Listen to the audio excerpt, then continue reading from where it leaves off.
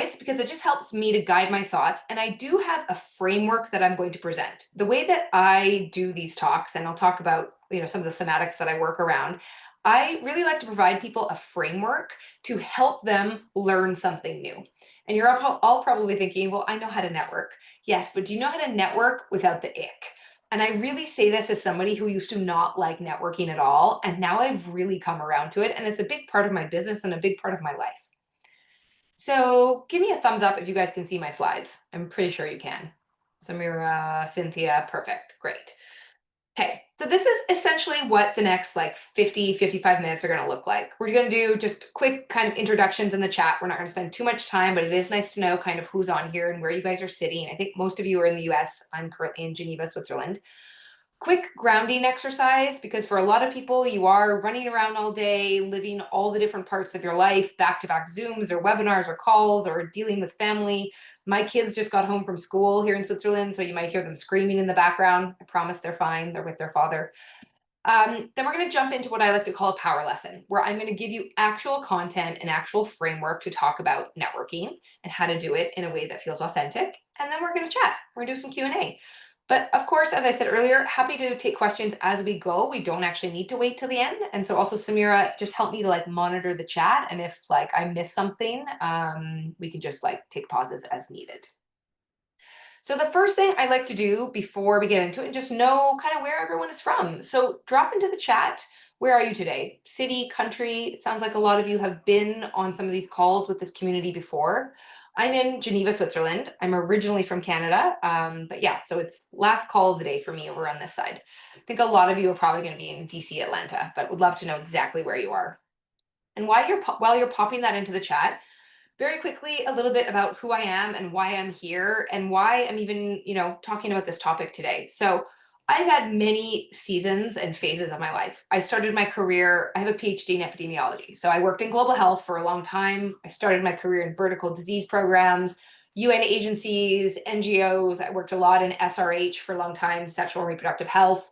I did a lot of HIV research in the beginning of my career, and then transitioned more from international development over to humanitarian work. I spent about a decade in high conflict settings like Somalia and South Sudan, eventually made my way to Geneva, Switzerland, thinking, okay, 10 years of working in the UN, really bad contracts, got my fixed term, I'm here, I made it, global health lead for some programs in Geneva. And you know what? I really hated it. I loved working in global health programs on the ground with communities, with governments, health system strengthening, et cetera. When I got to Geneva, I disliked it so much. So I did the first of many pivots in my career, and I left and I moved to a strategy consulting firm. I worked very much at the intersection of humanitarian development and philanthropy, and it was a whole new world. And honestly, it opened me up to this idea of career pivots, and that led me to a career which I'm now doing, which I like to term a portfolio career. So give me a thumbs up or a hands up or drop in the chat if you guys have heard of a portfolio career before. I know this is something that we're actually going to do a session on later on with this community, because I know people are very interested in this. So my definition of a portfolio career is multiple identities and multiple career paths. And that's what I do now. I still do philanthropy consulting. I do coaching about 40% of the time, and I'm essentially doing speaking and board work and all of these different things that light me up, but that provide different forms of remuneration where I'm not in a 9-to-5 job anymore. And part of that work is really supporting communities like Pathways Forward. I work a lot with DevX, the Bloom, YN, Vota's Career Pivot community, doing sessions and talks like this to connect with people out there who are in the midst of career pivots, who are in the midst of leadership challenges, clarity discussions, figuring out what they want to do next, whether that has been voluntary or forced. A lot of friends, a lot of colleagues, a lot of peers, a lot of clients have been riffed, have lost their jobs, like many of you on the call today. So just know that I've been very much in this with all of you, working with a lot of people who are in the same situation, and I'm bringing all of these 20 years of experience in the sector to the conversation today. So I see here that we have people from New York, Washington, Cincinnati, Atlanta, Miami. Okay, so you guys are not just focused in the DC area. Atlanta. Okay, cool, guys. So nice to meet all of you. What we're going to do now is we are going to do a very quick breathing exercise because I believe that when we go in to do some of this work, this deep reflection, coaching, learning work, it can be really tough when we have just been jumping and bopping around from call to call all day. So I'm going to turn off my video because I hate looking at myself when I'm breathing. I welcome all of you to leave your camera on or to turn it off as you like. We're going to do just 2 minutes of pranayama. It's just going to be breathing in for 4, holding for 7, and breathing out for 8. And it's just going to help us to kind of commit to refocusing on the conversation today. So put yourself in a comfortable seated position. Get your feet firmly planted on the floor. Maybe relax your shoulders a little bit. I'm going to walk you through 3 rounds of breathing. So we're going to breathe in on the count of 4. We're going to hold for a count of 7. And out for a count of 8.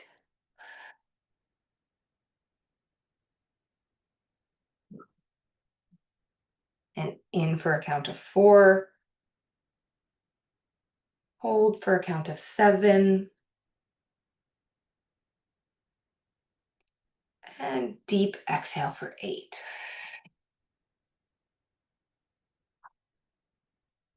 And last round, we're going to go in for 4. Hold for 7. And a nice deep exhale for 8.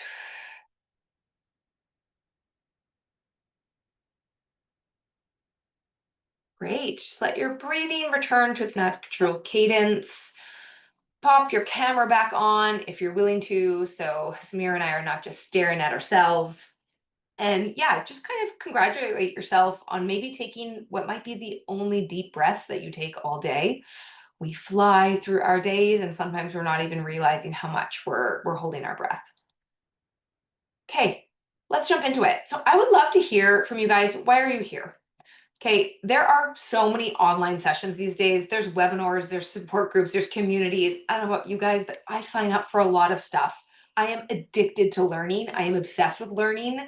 I mean, I have a PhD, like many of you with advanced degrees. We spent a lot of our career learning.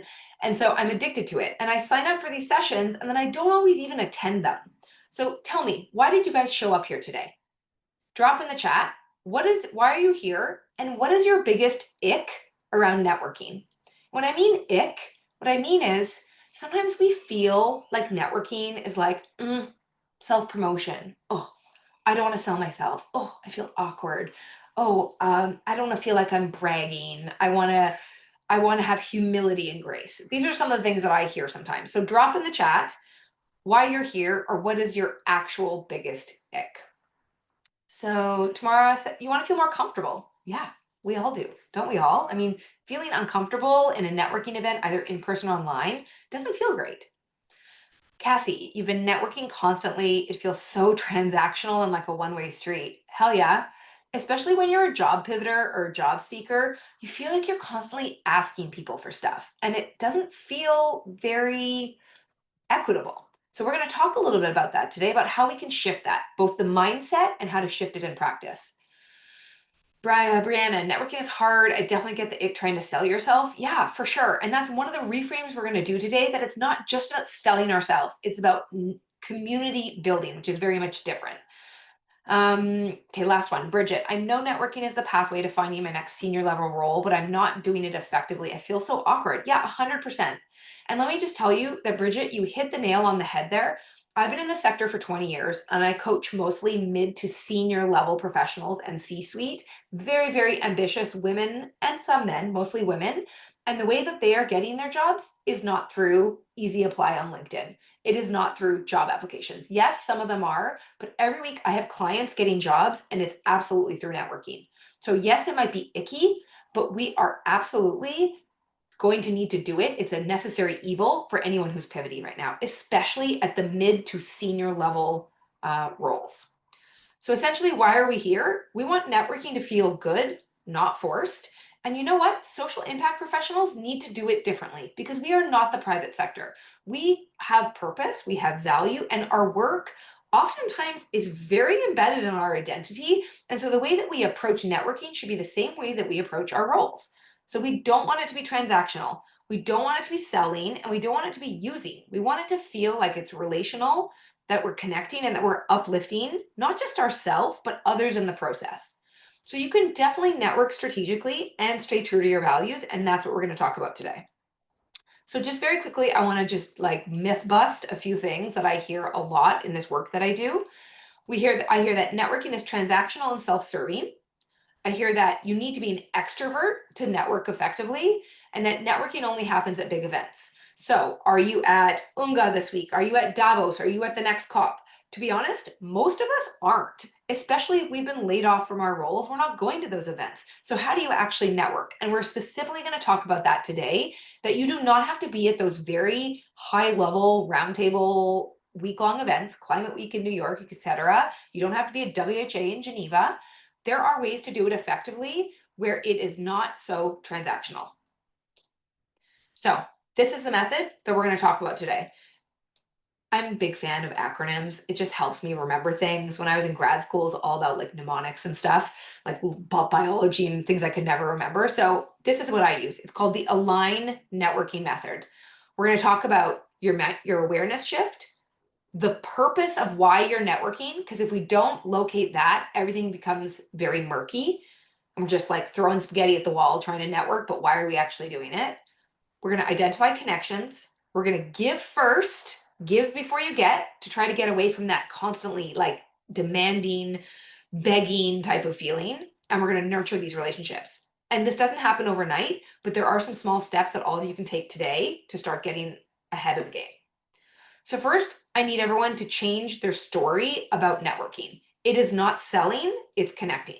And I know many of you are going through a pivot, you're looking for jobs, but every person you network with cannot give you a job, but they might connect you to someone else. But also, we should constantly be asking, what can we do for them? So networking is not selling, it's about connecting. We need to focus on learning and values and mission alignment, and we need to approach it with curiosity and generosity.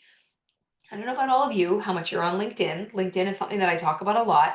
It is a very big and important tool these days in how we network.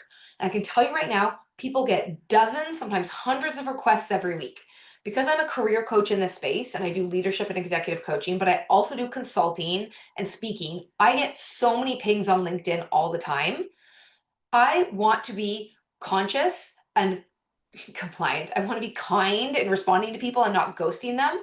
But honestly, it's just not necessarily always possible. So when people are writing to me and they're showing empathy, they're showing learning, they're showing mission alignment, they're explaining why they're reaching out to me, I absolutely am more likely to respond with generosity, but also curiosity for why they're reaching out. And honestly, authenticity goes a long way.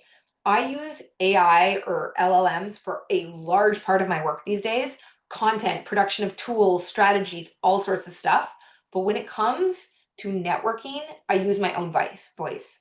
So I might use AI to clean up things, but honestly, authenticity over everything. So we are going to talk about AI today, but we're not going to use AI for all of our networking, particularly cold and warm kind of outreaches. But more than anything, what I want you guys to think about is having a new mindset that networking is about opportunity. It's not just about going there and selling yourself. And if you can shift that mindset, the ick already starts to diminish a tiny little bit. Not the whole way, but we are going to get there. Just looking at the chat real quick, Samira, you say you took a networking pause and you need motivation to go get out there again. I love this. And thanks for being honest. There are weeks where I am like social media out, where I am networked out, where I'm like, you know what, I just need to take a break. And honoring what you're feeling in your body and in your brain. Career pivots, we need to treat like a job, and jobs have vacation time. So just like looking for a job, you need to take time off, as is the same with networking. Okay, next step in the framework, locating your purpose. Why are you reaching out? Clarity is going to drive these meaningful, authentic connections. I can tell you right away when I get a ping on LinkedIn or an email or somebody's used the contact me button on my website and they're messaging me with no clear ask, no clear request. They're just saying, hey, like your profile. What am I supposed to do with that? If you do just want to be in my network, that's one thing. But generally speaking, people do need or want something or want to correct for a reason. And we have to have that clarity of why we are networking to begin with. So always define your goal. Are you reaching out to somebody to learn from them? Are you reaching out for visibility, either for yourself or for them? Is it to collaborate or is it advancement? Do you legitimately want to have quote unquote an informational interview? I hate the name of those things. And I actually just did a chat with Devex yesterday where I said, we need a new term across the sector for informational interviewing. Sounds like we're all 21. I'm 44. Like doing an informational interview after having like 23 years of work experience just sounds weird. And I'm sure many of you feel the same way. We can call them coffee chats, get to know you chats, any of these other things, but know why you are reaching out to someone. Tailor your outreach to reflect the goal. Sometimes it's going to be a very casual message, somebody to say, hey, I was at your chat the other day online. I really enjoyed it. I want to be in your community. That's really casual and informal. Whether it's a hiring manager and you're applying for a role within the team, you're going to be a little bit more formal, but you know your purpose. It's going to be advancement. That every single networking ping that you do over the coming weeks and months in your job search will not be and should not be for advancement. We should be curating these other places in your life where you are inviting people into your ecosystem and you're inviting them into yours. And we're going to keep talking about this. So, purpose before people. What I want is for you to map out who you're going to network with and what is the purpose before you send that first message. Okay, this is where the mapping comes in. Key connections. We want to be strategic, not random. Samira, you said that you got a little like you need to do like a bit of a pause on the networking. I so feel that. This summer, I took 2 months off of going to events and speaking and all these things because I got to a place where I felt, I don't know, I just wasn't showing up with the same energy. And now I'm back at it for the month of September. What I would really encourage all of you to do is to set out some targets. So to map out, you want to build a community of people that are values aligned. So for some of you, maybe, coming from the CDC or other public health institutions, you want to network with health people, but maybe you're actually going to expand that outside of public health. A good way to start is to identify 5 organizations, 5 individuals, and 3 communities. This just makes it very manageable because if you on an average day open up your LinkedIn or your school with Pathways Forward or the Career Pivot community with Y and Vota or your DevX career account and you're like, I'm going to go and network today. Where do you even start? Okay. So Bridget, you're asking, is this a daily goal? No, this is an overarching goal just around a networking strategy. I want you to identify 5 organizations that you have values alignment. Maybe it's your dream org. Maybe you want to work there. Maybe you're just curious. Identify 5 organizations. Identify 5 humans that you really like, you connect with, you like their topics, you like their thought leadership on LinkedIn or elsewhere. Identify them. 3 communities. Maybe Pathways Forward is one. Maybe the Bloom is another. Maybe DevX is another. And I want you to look at these as a place to start. Eventually, you'll go through the whole framework with 5 organizations, 5 individuals, and 3 communities. You stop, then you start over again. Okay? So I'm just giving you guys a way to start where you don't feel like you're just pinging in all directions. Because I can tell you, I've worked with a lot of people that have been laid off over the last 6 months, and a lot of them start with just going online and messaging a whole bunch of people, and we want to be more targeted than this. We want depth over quantity.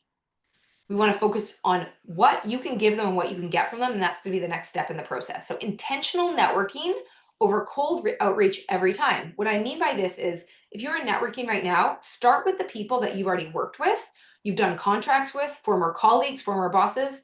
Now, I know what a lot of you are going to say. You're going to say, everyone I know, all my colleagues have also been laid off. And this is very true. I work with a lot of USAID staff, international development consultants who've been doing it for 20 years, and literally 90% of their network is out of work.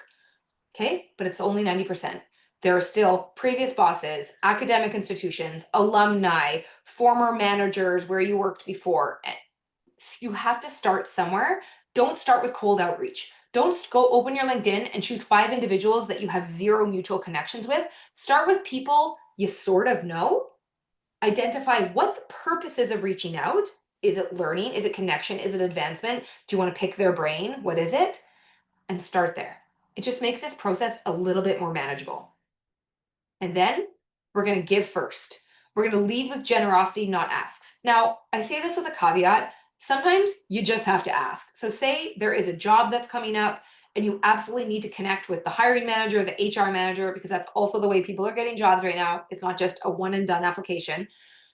In that context, of course, you're going to go online, you're going to send a LinkedIn message saying, "Hi, just want to let you know that I've applied for this job. I wanted to mention again, like why I'm enthusiastic, et cetera, et cetera." But what I'm encouraging all of you to do is to create these ecosystems where you are inserting yourself into other people's worlds and inviting them into yours. So what that means is before you even need something from them, you're engaging. So in the previous slide, I asked you to identify 5 organizations. You identify those organizations, you follow their newsletters, you attend their webinars, you follow some of the people in the company. Maybe you see an event one day and you're like, you know what, this event would be perfect for this person. You send it to them. You're giving before you get. You see a peer reviewed journal article, something comes out in the Lancet, you're like, oh my gosh, this person would probably really appreciate this. You send it. Somebody posts something on LinkedIn, like it. Don't just be a voyeur. And I will talk about that in a minute, like how a lot of us are voyeurs on LinkedIn and not actively engaging. Congratulate them, celebrate them, repost their wins, support them with active encouragement and support. Try to think, what can I give before what can I get? Now, this strategy, guys, is not going to get you a job tomorrow, but it might get you a job or a lead, a consultancy, or an opportunity in 6 to 12 months. Because the kind of work that I do in my coaching practice, I am not a career coach that guarantees you a job in 3 days, 3 months, 6 months. I guarantee that I give the tools to help you place yourself to get those opportunities at a later date. Because if you just want a job, there's a job versus the job. I really help people find the job, and that takes time. And what that means is values-driven networking, where what we're going to do is we're going to give before we get. And just to say, I get the mental load of being out of work. I am a professional consultant. I have a portfolio career. There are definitely highs and lows. There's feast or famine cycles. I get how stressful it can be to be out of work. But I promise you that karma comes back around. The giving before you get strategy can pay back in dividends. So you contact these organizations, you are giving, you're in their ecosystem. And then when a job comes up, guess what? When you message them, it's not the first time that you've messaged this contact. You've already been engaging in their LinkedIn or in their in real life community for a few days, weeks, or months. Okay, the last part of this framework, networking is not a one-time event. It's an ongoing practice, which all of you know very well. That's why Samira had to take a pause for it. That's why I had to take a pause this summer. Checking in regularly without an agenda. So somebody works at an organization that you are super interested in. I don't know, every few months, whatever the cadence works for you. I would never tell you what that cadence is. Use your EQ. Check in. Hey, how's it going? How are things going over there? Did you get your funding? How's the strategy unrolling? You're not asking, but you are genuinely connecting based on mutual interest. Does it benefit you at some point? Maybe, but connect regularly without an agenda. Celebrate others' wins and amplify their work. I know it can be really hard. We can feel a little bit of jealousy right now when people have been laid off for a while, they're getting work. It feels like, why not me? But honestly, generosity of spirit goes a long way, and encouraging people in their wins, even when we feel like we're in our darkest places, is something that will help our community. The other thing is staying consistent, even when you don't need something. So this is really about reaching out and staying in touch before you actually have a request. And consistency absolutely outweighs anything. So what I'm talking about here is maybe you're going on LinkedIn like once a month and supporting people. Maybe we need to increase that. And we're going to talk about these micro goals around how you guys can actually get started on this, because I know this probably seems still a little bit theoretical. Lindsay, another thing that holds you back, and if there are others that were in federal services that disagree, you're happy to share. Okay. When others had reached out to me to ask for jobs within federal service, I never was successful to get them through the door. Okay, because of ethical issues as well as mismatch between skill sets. Okay. As a result, I've never had delivered an outcome that showed that I gave before this year. Okay, so this give before you get thing, you're probably racking your brain now to think like okay, what are all the times that like I gave back, or what are the times that I gave or somebody asked me? It's not quid pro quo. Quid pro quo. I have a hard time saying that. Okay, guys, think about times in the past where you have given, and if you can't think of them, that's okay. You can start now. And yes, there are going to be people that you reach out to and that they're going to ghost you, and that's okay. That's a part of life. People are busy. But what I'm saying here is little baby steps with tiny little progress. We want progress over perfection, okay? And this is very messy. There's no perfect science to networking. It's an art and a science, and the more you do it, the better you will get at it, okay? And also, Lindsay, I surmise that you're using the term outcome like as if we were like putting together a log frame or a theory of change. Like are you a scientist? You're feel free to pop off mute by the way, or to like drop into the chat if you feel comfortable. feel like Hi, feel like good afternoon. Yeah, no, it is. I, And yes, I am a scientist. I'm more yeah, like a okay. statistician training. So, I can always find you guys out. I mean, I got a PhD in epi, okay? So you're probably looking here for like very tangible ways to put this framework into practice. And there might be some, but also it's a little bit more of like a gut feeling. Like you may not have been able to get people in the door before, but that doesn't mean that people might not be able to get you in the door now. And it doesn't mean that you can't continue to also try. Does that make sense? Feel free to come off me. sorry. Yeah, apologies for that. And also, I'm not presentable at the moment to get off camera. But Okay. no, I agree completely. I guess this is also because this has happened, and this has happened. And again, if others have different experiences, please, I'm willing to share my experiences a little bit. I'm willing to share mine more deeply. But within my Yeah. networks for like the past 7 8 years, because it has always been hard to get through the door, it's like particularly where I was at CDC, it's always Yeah. like I did came from a community that gave back. And one of the discouraging two things I did learn from service was that to actually help was actually harder than ever. It's Mm. because of ethical issues and because we are such to the T's, dot the I's of following the rules that anyone was close to, at least the teams I'm involved with, were accused of ethical issues. So that's what made it super discouraging, while at the same time you saw others in senior leadership who were willing to break the rules. Yeah. And so frustrating, hey, to see those dichotomies of, depending on the level of your work, what you can get away with.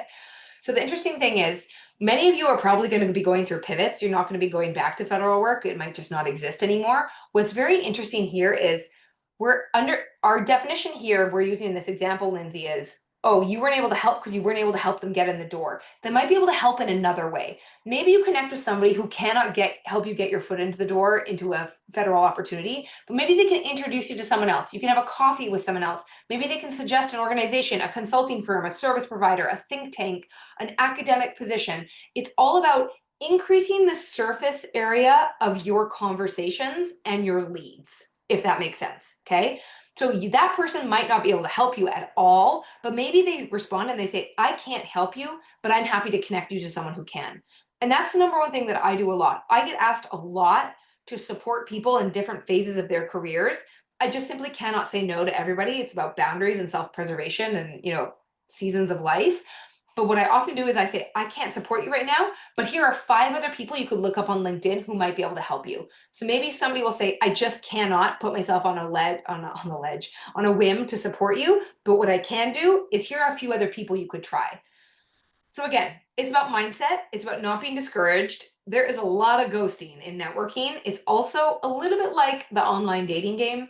I did online dating like 10 years ago before I met my husband, and it was a numbers game. Networking is also a numbers game, but at the same time, you might be thinking I'm contradicting myself because it is quality over quantity. I want you to get out there. I want you to exercise this muscle. I want you to get more comfortable putting yourself out there, but I also don't want you to throw spaghetti at the wall. And this is why I said 5 or 10 organizations, 5 or 10 people, 3 communities as a natural place to start. And then when you exhaust those, then you start with the next set. Just to kind of give you guys a framing to get started because it can feel so all over the place, this networking stuff. Okay, putting a line into action. I, by default, talk a lot about LinkedIn because I have built my business on LinkedIn and I spend a lot of time on there. It is by all means not the only way. The one thing I will say about LinkedIn, guys, is try to not to look at it as a social media tool. Try to look at it as a job search tool. I can also tell you, quite frankly, that LinkedIn is the new CV, and personal brands, everyone needs them, whether you're in social impact, public health, or anything else. It used to be more for private sector people to have a brand. Everyone needs a brand now. Okay. And you don't need to become an influencer overnight, but very, very basic things like updating your LinkedIn goes a long way. I'm telling you right now, it's the first place that people go when they meet you. Okay. And this has changed a lot over the last few years, and we'll talk a little bit more about LinkedIn. Um, let's go to this comment actually first. UE, do you have any advice for people who are naturally not inclined to using social media, given the role of LinkedIn as a networking tool? Oof, yeah. So my first thing I would ask you is, why are you not inclined, and where is the block? Is it a mindset thing where you're like, I don't like social media? The first thing I would do is reframe it. LinkedIn is a job search tool. Are you job searching? Are you pivoting? Are you building a brand? I would absolutely encourage you to try to get outside of that block and to do it with tiny micro goals. The first one I would say is give yourself a goal of, I'm going to update my profile. And then say, next week, I'm going to comment once. I'm going to like some posts. You don't need to become an influencer and post original content overnight, but I want you to do is to start getting a little bit more comfortable.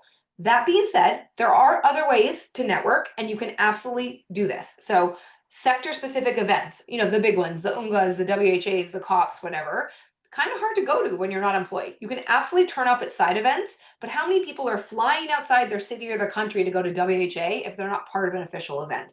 Not a lot of people, right? But there are local events as well, okay? We need to think about our community. What is locally led? What are academic institutions putting on? Local talks. In DC, there's tons of stuff for people who have been laid off. Can you go in person to some of these events? Can you engage online? So here are some of the communities. So Pathways Forward, of course, we're all here. The Bloom, Career Pivot, DevX career community, my career community. Anyone who's part of my coaching community has access to a Slack group where we share regularly. Somebody named Joanne Sonnenschein online has this Slack community called Amazing Women Leaders. I somehow got added to it, and there's just really lovely women on there. The question is, you can't do all of the communities. Try to pick a couple that are high impact that you can really delve into at a granular level. Alumni events, professional association events, volunteer for boards, committees. I put in here in brackets Giving Women. Giving Women is a philanthropic network that I'm a part of here in Geneva. We don't donate our money, we donate our time to philanthropic causes. It's kind of like a pro bono consulting model. Group coaching programs, and there's probably so many more. Go to where your people gather. And I would love to hear from you guys to drop into the chat if there are others where you're like, where can I put this align framework into action that's not just online, but also in real life? Please drop them into the chat. And Lindsay, I see you have your hand up. Go ahead. Do you want to pop off mute? Yeah, and I was thinking like there may be one other reason why people may not be inclined to use social media, and this has a lot to do with like the political landscape that Mm, employees have faced, such as people being on watch lists at this time. And yeah. I think one of us definitely may not or may know through the pipeline people who have been in this situation. They have had their information docked, so they're not able to without Yeah. really facing those threats. Yeah, absolutely. It's a great point. And we all have to know what are our boundaries. So this whole thing about being on LinkedIn, there are different voices that you can have as part of your brand. So can anyone take a guess how many LinkedIn users there are globally? And don't put it into ChatGPT or Google it. Just like off the top of your head, drop into the chat how many users you think that there are on LinkedIn. And this, I mean, people who have registered accounts. Or pop off mute if anyone has a guess. You guys are all data people, so you're probably like, oh, I'm never gonna just throw a guess. 300 million, 10 million. Okay? And in 1 million, Cynthia, we're gonna times that by a lot. Guess how many LinkedIn accounts there are? A billion. A billion LinkedIn accounts. Cynthia, okay, you got a little closer, 500 million. Guess what percentage of those people are active users? 99%, and I was on a LinkedIn webinar the other day. This is where I got this information. 99, sorry, it's the 99-1 rule. 90% of registered users on LinkedIn are complete voyeurs. They're not engaging at all. They're scrolling, they're doing nothing. 9% are liking, commenting, maybe reposting things, and 1% are posting original content. You guys are data people. I see this as an opportunity. Okay. 1% of a billion people are actually on there with original content, which means you absolutely can have a voice. But what you were saying is you need to choose. What is your voice? Are you the contrarian? Are you going on there and screaming from the rooftops what BS this situation we've all had in the US is these days? Are we lambasting the political decisions of our government? Or are we going on there and talking about job searches? Are we talking about our profile? It's up to you to decide how you want to show up. And I absolutely understand this idea of being scared. It is scary. When I started really using LinkedIn about a year and a half ago, Every post, I was like, oh, post, close my eyes, like, don't look, like, embarrassed. Like, do I have anything to say? Is anyone going to listen to me? I can tell you right now that if you've never posted on LinkedIn before or very rarely, you're barely going to be in the algorithm. Not even that many people are going to see it. That's not to dissuade you from doing it. What I always say to people, and this is from another session I do on LinkedIn specifically, is if you want to start building a brand and a voice on LinkedIn, hot tip, pick 3 swim lanes, pick 3 topics. And the way to do that is to ask yourself, what is one topic you can speak about for 10 minutes without ChatGPT, without Google, where you can speak about with passion and joy and authority? For a lot of you, might be around something around public health, global health, policy, whatever it is. For me, to give you an example, my 3 swim lanes, the first one is social impact industry insights. Every Friday, I post a recap of what's happening in the news, humanitarian development, nonprofits, and philanthropy. I also talk about coaching and leadership in the social impact space, leadership trends, workplace trends, data reports, things like that. And my third topic is women and work and being a working mom and a working parent, and honestly, how damn hard it is. And then I also present a lot of data. So one way to do this is if you are looking to have more of a presence on LinkedIn and use it for networking, use ChatGPT. Dump in your LinkedIn profile to ChatGPT or whatever Perplexity, whatever model you're using. Dump in your CV, dump in a few jobs that you're interested in, say, help me come up with a strategy for LinkedIn that has 3 target swim lanes, 3 topics that I could maybe talk about. So I've kind of gone veered off here, but LinkedIn is truly this topic where people always want to lean into a little bit. If you have more questions, dump them in the chat. But honestly, better done than perfect. I don't need you to be an influencer over the night, but I do need you to at least update your LinkedIn profile. If you are pivoting right now, you need a photo, you need a tagline, you need an about section, and your education and your employment experience definitely needs to be up to date. Okay. So challenge of the week. This is the action time. Okay. I want you to apply this align method in real life. And I'm going to give you guys like 30 seconds to think on this. I want you to get a pen, get a paper, get your notes app on your phone. And 30 seconds in Zoom land, guys, is actually a really long time. I want you to reflect on what is the phase of a line that you're actually feeling the most challenging now? But where are 3 places that you can put it into action? And I want you to identify one step, one action that you're going to take in the next hour, week, or day. And I want you to pop it into the chat. Be brave, folks. This is the first act of like getting ourselves out there. Think of one thing that you can do to start putting the align framework into action, one thing that you're committing to. And the reason I'm asking you to dump it into the chat is because the way our brain works and the way goals work, if we just think about them, there's a slight chance we're going to do them. If we write them down, the chances go up. If we tell someone, it goes up more. It's all based on neuroscience. Alicia, you're going to get and upload a headshot to LinkedIn. I love this. Hot tip. A lot of people don't have what they consider to be like a LinkedIn approved headshots. You don't need a perfect headshot. Hot tip, you do need to have it to be clear, face looking directly at the camera. If you have a selfie of yourself, you can take it and put it into an AI headshot creator. Yes, it will look AI generated, but there are ones that work better than others. And if you guys want to know, there's a blog article by Joel Levesque. He has a Substack and he tested, I think, 50 different AI headshot generators and came up with the one that worked the best. So you can Google him, Joel Levesque, and his Substack. Katie, you're going to map out orgs, people, and communities. Awesome. Are you going to do that in the next 1 hour, 1 week, or 1 day? I'm not just asking you to put a timeline to that. Drop it into the chat. 1 day. Perfect. Love it. So within 24 hours from now, you're going to map that out. Leanne, you're going to reconnect with 5 former colleagues in the next week. Perfect. I love that. Very clear, very identifiable. Because guess what? When you hit that goal, you're going to get a little hit of dopamine because you did your goal and then you're like, ooh, I want to set another goal. So don't just do that goal and be like, I'm done with the Align network. Then set another goal. Okay. Shayla, I really need to spend some time creating my LinkedIn profile. I just do some basic stuff up there and I'm going to commit to cleaning this by 9:30. Okay. September 30th is pretty far away. I get that everyone's got priorities and got stuff going on. I would love if you could set a micro goal that's before the 30th of September. It could even be like, I'm going to put this in my calendar as a deadline. The reason I'm doing this is data also shows when we set goals, but we don't have micro goals to help us get there, we're less likely to attain them. It's like running a marathon. We don't just, run 20K overnight. We do 1K every day. Okay. Samira, it's amazing to see how many views and connections you make from posts and likes. I've honestly met some really amazing people over the last few months. Yeah, I love that. I've had the most incredible journey on LinkedIn, but I'm not going to tell you guys that it has been entirely smooth. If you follow me on LinkedIn, and I'll put a QR code at the end of the session where you can follow me, you can find me on LinkedIn. I got trolled a couple of weeks ago on LinkedIn, and I got trolled hard. I got made fun of. Somebody copied my profile. They put it on a Reddit thread where people specifically are just there bashing and trolling people that are sharing parts of their lives and building community on LinkedIn. So I don't want to pretend to you guys that it's all flowers and roses. I'm also building a brand and building a company, so I'm in the public eye. That's a risk. But most of the people and most of my experiences on LinkedIn have been incredible. Okay. So don't be phased if there are some little hiccups along the way. Cynthia, identify key connections, map 2 organizations, 5 individuals, and 2 communities this week. Love it.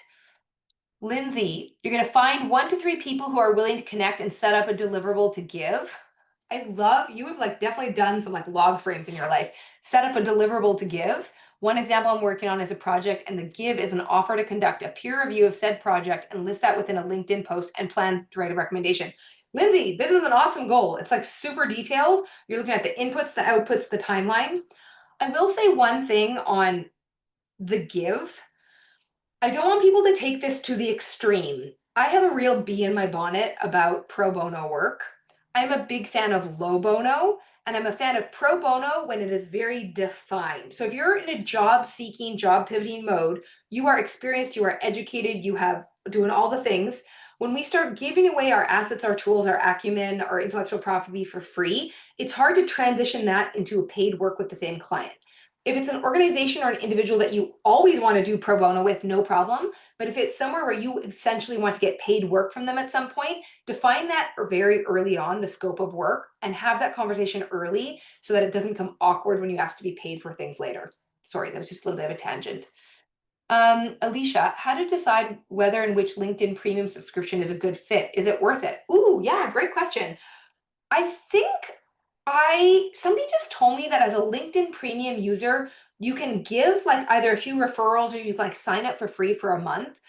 I love LinkedIn Premium because I can see who's looking at me and I get more analytics and I have more in-mail credits. So for those that don't know what in-mail is being able to send a detailed message to someone who you haven't already connected with. I definitely think it's worth it, but I do think it can get very expensive for people when you've been out of work for a while. I think it's like 49 US dollars a month or something. I can't remember exactly, but I do think LinkedIn Premium can be worth it if you're using it. If you're going to sign up for it and then not use the features, just get rid of it. Okay. Sarah, I happen to have someone who works at LinkedIn in my network, and she posted that she could offer a few free premium memberships. That's amazing. Okay, everyone contact Sarah. I don't know if you guys all have your contact details. You do, right? Samira, they can all contact each other in school, right? Yeah, everyone contact Sarah for those free LinkedIn Well, premiums. I can't offer it. I'm more suggesting people should check and see if you have anyone in Okay. your own networks. Like, Okay. Thanks for that clarification. I threw you under the bus there. to get that free membership because it's so expensive. Yeah. And there might be like different levels, but like I'm pretty sure the one I have is like, yeah, 30 or $40. I don't have the business one. I have like the LinkedIn connector one. I love it. I use it, but like with anything, it depends on your context and how much you're going to use it. Okay. Shayla, you're going to update your LinkedIn tagline within 1 week. Okay, guys, hot tip. A lot of you are focusing on LinkedIn here. The first thing is use whatever AI model, ChatGPT, or whatever you're using to help curate your LinkedIn. I'm not saying it can do everything, but drop in your CV, drop in a bit about yourself. For those of you that are using ChatGPT, that's my preferred tool. I have the app, which means I can talk to it. Can't do it on the desktop version, unfortunately. So when I help a client to develop out their LinkedIn presence, I get them to just start speaking to their ChatGPT. You open up a new project and you start speaking, saying, I want to develop my LinkedIn profile. These are the jobs I'm interested in. You attach your CV. Help me put together 5 examples of a tagline, an about section, and a featured section. Use your chat GPT to help you do versions of this. And guys, don't be afraid to just publish it right away. Some of us do this thing where we're like, oh, I want to get it perfect. This is not better done than perfect, or this is better done than perfect. Okay. Essentially, what happens is we get so fussed in the details. No one, if you're not in the algorithm already for LinkedIn, no one's even looking at your profile yet anyways. feel free to do reiterations. And the last thing before I truly will open this up to more Q&A, because I feel like I've been speaking a lot, is the thing about your LinkedIn profile, it's not a one and done. I recently was on a LinkedIn panel and they said that actually updating your LinkedIn profile at least once a month helps get you back into the algorithm. So don't think you do it once and you're finished. You do it, you keep iterating, and use tools like ChatGPT to help you. Okay, guys, thank you. I've managed to get to some of your questions in the chat. I'm sure I've mentioned them, so I'm happy to just start going through and answering some more. If you want to come on the call live, please just put your hand up and come off mute and we'll chat. I would love to hear from you guys. What is one aha moment that you have had today? What is one thing where you're like, oh my gosh, I did not know that, or this is super helpful, or kind of anything along those lines? In the meantime, I'm going to keep going through the comments. Yeah, Lindsay, having worked within the federal service, red tape means that you always thought you had to be perfect in every communication you had. I'm telling you right now, perfect is enemy of good right now. Like, you just need to get yourself out there and just try. Okay. And use each other. Like, if you want to redo your LinkedIn profile, but you're scared to just put it up there, use somebody in this community. Maybe you can give before you get. Say, hey, I'm willing to review yours if you review mine. Meredith, do you have a recommendation about reaching out to hiring managers on LinkedIn during the application process? Short answer, absolutely every single time. If you do not have the time to fully research the job, you do not have time to do that application. Okay, let me finish your comment. I've heard mixed. Do it as soon as you apply, do it after an interview. Don't do it until you know the outcome of your application, the reason for not doing it. Okay, I can tell you right now, you can ask 10 career coaches the same question. They might give you different answers. I work in social impact, and social impact is relational. Absolutely. If they cannot respond to you because of procurement roles, we all know we've worked on the other side of these types of recruitment processes, they won't respond. But you know what? It shows that you've done the research, it shows that you're committed, and you have an opportunity for another touch point. Maybe they scan your LinkedIn, they don't even respond, but they remember you when they look at that pile of CVs. Always, always reach out to anyone in that ecosystem who could provide you a referral, and absolutely do it before or during while you're doing the application. I don't think the timing really matters. Do it before the job closes. The other thing I would say is I was reading an article by Wayan Vota the other day from the career pivot community. And I think him and his team had analyzed like thousands of job postings and whatnot. And the data is showing that if you don't apply within the first 24 or 48 hours of a job posting, your chances go significantly down. And I know this because I work with a ton of recruiters in my community that I bring to do different talks and things. And they say that they're so overwhelmed with volumes of applications right now that they're sometimes having to close it before the closing date. They just simply cannot review. One foundation that works in global health here in Switzerland that I was engaging with the other day, so that they used to get on average 700 to 800 applications for a role. They're now getting up to 4,000. That gives you guys an idea. So be early, be fast, and absolutely be reaching out to anyone that you can. Sherry, you just got some info. You can get 1 month free, and it was $179.91 for a year. Okay, that's pretty good. I think I pay like 30 or 40 a month or something. Okay, guys, I'm scanning the questions, but if you have some urgent ones, because we only have a few minutes left, feel free to just pop off chat, pop off mute. And Samira, if you see any other comments that we haven't gotten to, just let me know.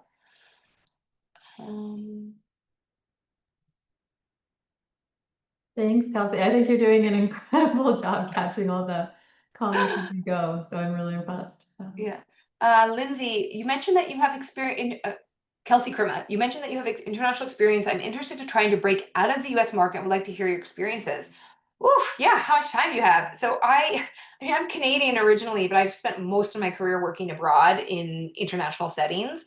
And I'm not going to lie, it's hard to go either way. I cannot tell you how many humanitarian and development workers I've coached who were trying to break back into domestic work over the years.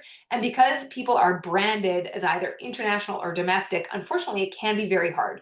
My biggest tip would be relational. Use your experiences, use your connections, talk about your transferable skills. You know, if you were doing project management or data analytics or, you know, leadership, that's transferable whether it's domestic or international, but getting that first break can be really tough. On the flip side, for those who are leaving the public sector and want to get into the private sector, there is an amazing resource by Mariela Vasquez. It's called the USAID to Corporate Roadmap. Maybe Samira, what I can do is I can send you like a list of resources that you can drop into the school because I'm giving people so much info.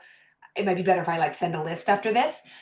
So Mariela Vasquez has this toolkit that's for people, federal workers that have worked in public sector or the federal sector to some degree, and they want to pivot to the private sector, pure private sector. This tool is incredible. She has a translator where you literally take the language that you have on your CV and help make it more corporate. For example, say you were a chief of party for Mary Stopes International. Okay, chief of party means deputy VP in this corporate environment. So this is a resource that really, really, really helps.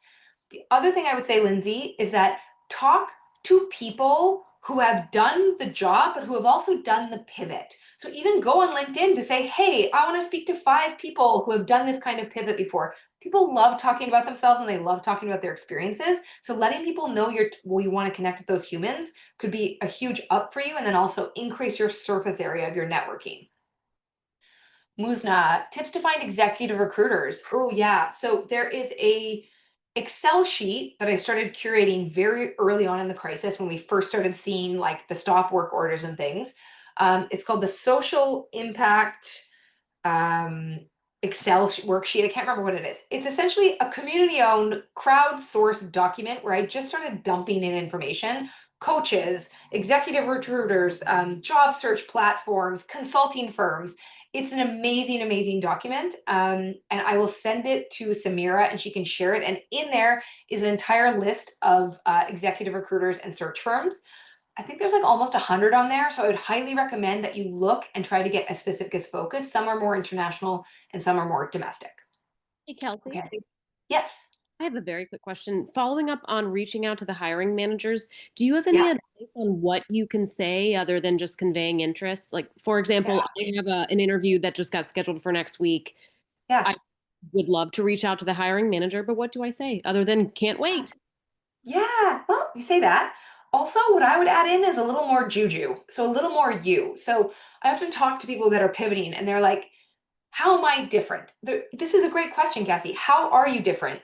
You talk about where you've been, where you are, and where you're going. And then I want you to add a bit of flair. So you can say, I'm passionate about this job because add a story. When I was 7 years old, I saw on the news an outbreak of Ebola and it catapulted me into the sector. And now I really want to work for your organization. It's a grandiose example. It has to be true, be authentic, but give them something to remember you by. Give them a piece of information, give them a story, give them a narrative as to why you are excited. Don't just say, I applied and I'm excited. Give them one tidbit. The other thing about networking, try to find something in common. Like on LinkedIn, do they run marathons? Do they like to sail?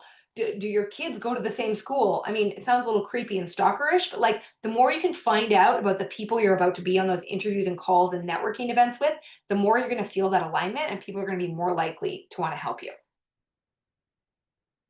Sorry, I feel like I'm just like screaming information at you guys now because we ran out of time and there's never enough time. So before I head back to Samira to close, I'm sorry if I didn't get to all your comments. Feel free to message me on LinkedIn. These are 3 QR codes where you can find so much more information. I have so much free content. So I have tools and guides. I have the Align framework, which you can download from my website. I have monthly career power hour calls, which are completely free, where you just show up and we cover a different topic every month. We have one tomorrow. It's around 3 p.m. Geneva time. So I think that's morning for East Coast for most of you. Tomorrow's event, we're just talking about LinkedIn. And it's like 60 minutes of this, like power lesson, group coaching, and just sharing what's going on in our lives and like how we can all support each other. And then I also have the option where if you are interested in paid coaching, so my one-on-one or my group programs, you can scan this QR code and it takes you to my calendar and you can book a 20-minute free call where we can, talk about the options of working together. So I really sped through that. I hope it wasn't too fast. I hope you found it useful. And we have one more event, Samira, in a couple weeks, don't we? That's right. Yeah, we have Yeah.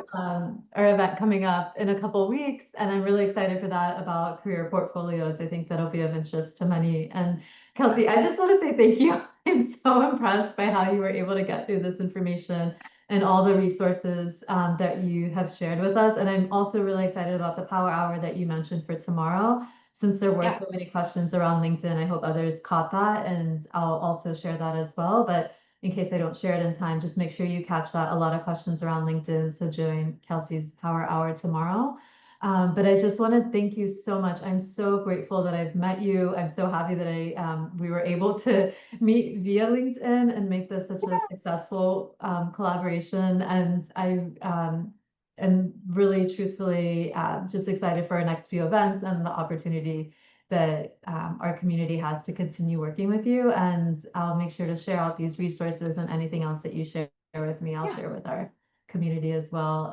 Thank you, everyone. I hope you can join us either for the sexual reproductive health coffee chat this afternoon in about an hour. And Sarah Rich is leading that, one of our peers from our community. And then in a couple days, we'll have our Zumba stress. So feel free to join for that as well. And then reach out if you have other suggestions or ideas for future events. We're always happy to take those and see what resources we can find to support our community.